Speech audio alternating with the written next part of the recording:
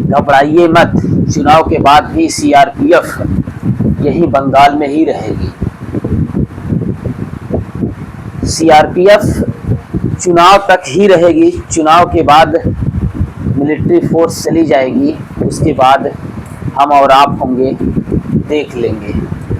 ये जो दो शब्द हम आपको बताए हैं दोस्तों, ये पहला वाला जो शब्द था कि घबराइए मत आप लोग, चुनाव के बाद भी सीआरपीएफ यही रहेगी बंगाल में ही, ये शब्द थे भारत के गृह मंत्री अमित शाह के, और ये शब्द हैं अभी 3 दिन पहले के।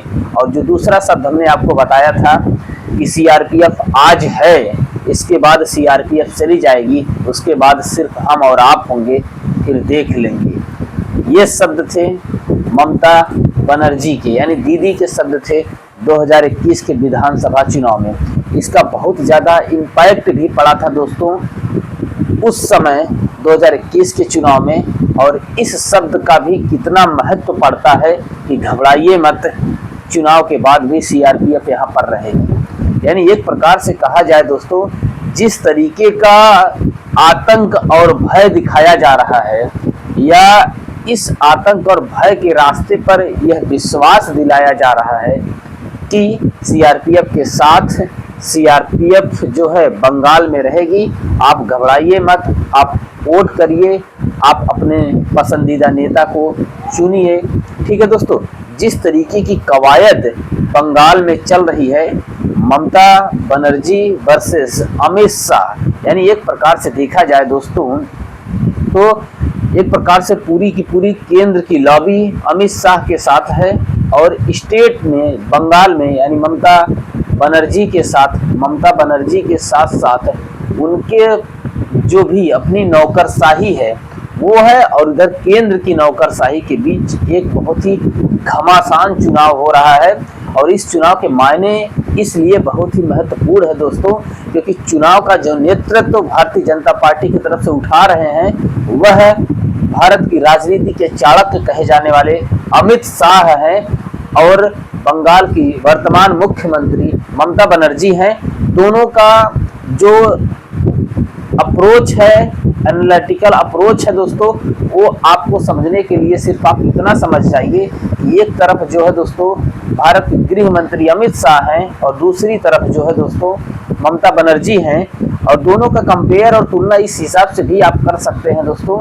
इस हिसाब से आप समझ सकते हैं कि बंगाल में भारतीय जनता पार्टी का कोई ऐसा चेहरा नहीं है कि जिसके बलबूते वह बंगाल में दीदी के सामने यानी ममता बनर्जी के सामने किसी एक ऐसे व्यक्ति को स्टैंड कर दें कि इन्हीं के नेतृत्व में हम जो है चुनाव लड़ रहे हैं। यानी भारतीय जनता पार्टी चुनाव लड़ रही है, क्योंकि तृणमूल कांग्रेस की तरफ से तो पूरा स्पष्ट है कि अगर तृणमूल कांग्रेस बहुमत में आएगी तो जो सरकार बनेगी, जो मुख्यमंत्री का पद होगा वो ममता बनर्जी यानी दीदी ही बनेंगी। और दूसरी तरफ भारतीय जनता पार्टी की तरफ से जो नेतृत्व संभाले हैं गृह मंत्री अमित शाह, ये देखने वाली बात होगी कि अगर भारतीय जनता पार्टी सत्ता में आती है तो वहां का मुख्यमंत्री कौन बनेगा। आइए थोड़ा सा इन्हीं सब सिनेरियोस पर एक बार बेहद जो है दोस्तों थोड़ा सा डीप में आप लोगों को थोड़ा सा समझाने का प्रयास करते हैं कि बंगाल वास्तव में इतना डेंस पॉलिटिक्स क्यों हो रहा है।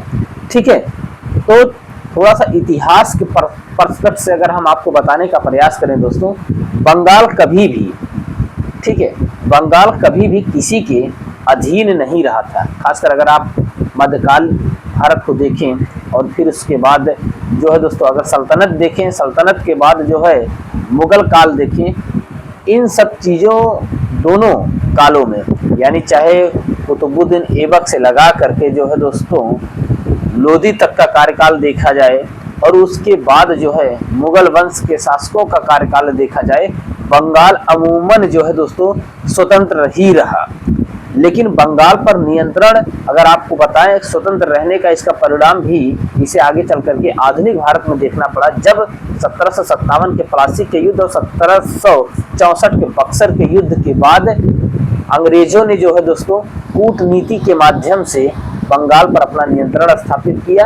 और न केवल बंगाल पर अपना नियंत्रण स्थापित किया बल्कि बंगाल में ही उनका जो है दोस्तों पूरा साम्राज्य फैला और उसी बंगाल के बाद जो है अंग्रेज धीरे धीरे मैसूर, कर्नाटक, ठीक है दोस्तों, अवध, पंजाब, महाराष्ट्र, जितने जितने भी भारत के क्षेत्र थे, क्षेत्रीय राज्य थे, सबको अपने अधीनस्थ करते हुए वो दिल्ली तक पहुंचे थे।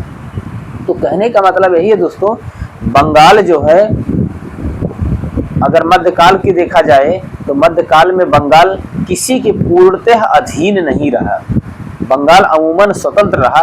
और अगर बात अब किया जाए, यानी बात किया जाए आज़ादी के बाद से, तो आज़ादी के बाद भी आप मान के चलिए दोस्तों, बंगाल थोड़ी देर के लिए कांग्रेस के नियंत्रण में रहा और कांग्रेस के नियंत्रण के बाद से जो है दोस्तों बंगाल लगातार जो है दोस्तों क्षेत्रवादियों के नियंत्रण में ही रहा। यानी आप मान के चलिए, अगर हम आपको सीधा सीधा ये बताने का प्रयास करें कि तीसरी बार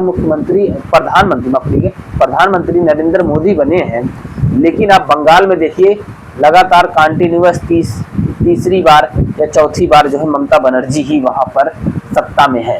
यानी केंद्र में सत्ता भारतीय जनता पार्टी की है, लेकिन बंगाल में जो है दोस्तों किसी की दाल नहीं गलती, सिर्फ और सिर्फ क्षेत्रीय पार्टियां ही वहां पर सरकार बनाती हैं। और क्षेत्रीय पार्टियां जैसे अन्य राज्यों में भी थी, जैसे बिहार में हो गया, जैसे उत्तर प्रदेश में हो गया, ठीक है, चाहे सपा और बसपा पे ले लीजिए। बिहार में लालू के नेतृत्व में जो पार्टी थी, ठीक है, और नीतीश के नेतृत्व में थी, तो इन्हीं के अधीन बिहार और यूपी रहता था, बंगाल रहता था। लेकिन बिहार में भारतीय जनता पार्टी ने अपना वर्चस्व स्थापित किया, चाहे जिस भी माध्यम से। यूपी में तो कंटिन्यूअस आप समझ जाइए दोस्तों, बाबा जी है ही हैं। लेकिन बंगाल जो है अधीनता में नहीं गया। बंगाल अधीनता में नहीं गया किनके? इन्हीं के, भारतीय जनता पार्टी के। यहाँ तो दिल्ली भी चला गया, क्योंकि दिल्ली एक बहुत बड़ा हर्ट था इनके लिए, दिल्ली भी इनके नियंत्रण में चला गया। लेकिन इस बार अमित शाह पूरा जो है तिगड़म लगा दिए हैं कि बंगाल को किसी भी तरीके से जो है हम जीत के रहेंगे। इसीलिए जो है दोस्तों 21 गुना ज्यादा फोर्स, यानी एकदम पूरा मिलिट्री कैंप बना दिया गया है बंगाल को। अमूमन वहां पर हिंसा भी लगभग बहुत ज्यादा देखने को मिलती है चुनाव के दौरान। तो कहने का मतलब यही है दोस्तों कि ये जो चुनाव हो रहा है सिर्फ और सिर्फ जनता के डर को खत्म करने के लिए हो रहा है, या जनता में डर और बना रहे इसके लिए हो रहा है। तो अगर आप समझें इन दो शब्दों के मायने, अगर आप देखें तो 2021 में ममता बनर्जी ने स्वयं कहा था कि जो सीआरपीएफ है, यानी जो मिलिट्री है जो आई है चुनाव कराने, ये सिर्फ चुनाव के समय ही रहेगी। चुनाव के बाद ये जो मिलिट्री चली जाएगी, और जब चुनाव के बाद ये मिलिट्री चली जाएगी तो हम और आप होंगे और देख लिया जाएगा। ये शब्द जनता को भरोसा दिलाने के लिए थे, या ये शब्द जो है जनता को डराने के लिए थे? हो सकता है कुछ लोग इससे जो है डर जाएं, अरे यार वास्तव में सीआरपीएफ आज है चली जाएगी, हमें दीदी के साथ ही रहना चाहिए। दोनों सस्पेंस हो सकता है, दोनों चीजें लोग समझ सकते हैं। और दूसरी चीज, अभी जो पहले फेज की वोटिंग के बाद हो सकता था अमित शाह जी को यह भी लगा हो, गृह मंत्री जी को यह भी लगा हो कि कहीं जनता फिर से उसी लॉबी पर ममता बनर्जी के बयान को तो नहीं लेकर के अड़िग है कि यार सीआरपीएफ आज है चली जाएगी, फिर यहाँ तो ममता दीदी ही रहेंगी। तो अमित शाह ने भी वही पुराने वाले लहजे में बात किया है कि चुनाव के बाद भी सीआरपीएफ यही रहेगी, सीआरपीएफ नहीं जाएगी। यानी स्पेशल जो फोर्स आई है मिलिट्री, वह चुनाव के बाद भी यही रहेगी, यह नहीं जाएगी। तो ये कहीं ना कहीं एक प्रकार से जो है दोस्तों दोनों एस्पेक्ट आप निकाल सकते हैं कि जनता को डराया भी जा सकता है और जनता को विश्वास भी लिया जा सकता है, क्योंकि इस शब्द के यही मायने निकल सकते हैं दोस्तों। कुछ लोग विश्वास में आकर के वोट दे देंगे और कुछ लोग जो है दोस्तों डर के मारे वोट दे देंगे। यानी अगर जो लोग विश्वास में आएंगे वो लोग सरकार के पक्ष में चले जाएंगे, जो लोग डर के आएंगे वो लोग सरकार के विपक्ष में चले जाएंगे। इस बयानबाजी का सिर्फ और सिर्फ यही मतलब निकलता है दोस्तों। और हम आपको ये भी बताने का प्रयास कर रहे हैं कि चुनाव जनता के मुद्दे से हट गया है पूरी तरीके से। रोजी रोटी, कपड़ा, मकान, शिक्षा, स्वास्थ्य, बिजली, पानी, जिस बेसिक मुद्दे पर चुनाव होना चाहिए था, चुनाव उस मुद्दे से हट करके जो है दोस्तों चुनाव डर, धमकी, भय और आतंक पर हो रहा है बंगाल का चुनाव। यानी जो जितना धमका ले, जो जितना डरा ले वोटरों को, इस मुद्दे पर चुनाव बंगाल का कहीं न कहीं हो रहा है दोस्तों। क्योंकि यहाँ पर बंगाल का इम्प्लीमेंटेशन कैसे हो किया जाए, बंगाल में रोजगार उत्पन्न कैसे किया जाए, बंगाल की जो मूलभूत समस्या है, खासकर जो वहाँ का इंफ्रास्ट्रक्चर है उसका डेवलपमेंट कैसे किया जाए, इस पर ना हो करके जो है दोस्तों बंगाल का चुनाव घुसपैठिया, कौन बाहरी है, कौन जो है दोस्तों भारतीय बंगाल का है, बंगाली है, ये ऐसे सब्जेक्ट पर चुनाव हो रहा है जिससे जो है दोस्तों जनता का हित कहीं से कुछ जुड़ा नहीं है, बस एक भावनात्मक हित जुड़ा है दोस्तों। ये कहीं न कहीं बंगाल के लिए खतरनाक साबित हो सकता है, बंगाल की जनता के लिए, क्योंकि दोनों तरफ से चुनाव, दोनों तरफ से यानी भारतीय जनता पार्टी की तरफ से और तृणमूल कांग्रेस की तरफ से, दोनों तरफ से जो जिस तरीके का बयानबाजी से चुनाव होता है दोस्तों, उससे जनता का हित कहीं न कहीं है, कहीं भी दिख नहीं रहा है, सिर्फ और सिर्फ अपने हित दिख रहे हैं दोस्तों। कि जनता को किसी भी तरीके से या तो डरा दिया जाए, या तो धमका दिया जाए, या तो आतंक के दम पर जो है किसी भी तरीके से, या उन्हें भरोसा दिलाया जाए कि हम आपके साथ हैं, अगला गुंडाई नहीं कर पाएगा।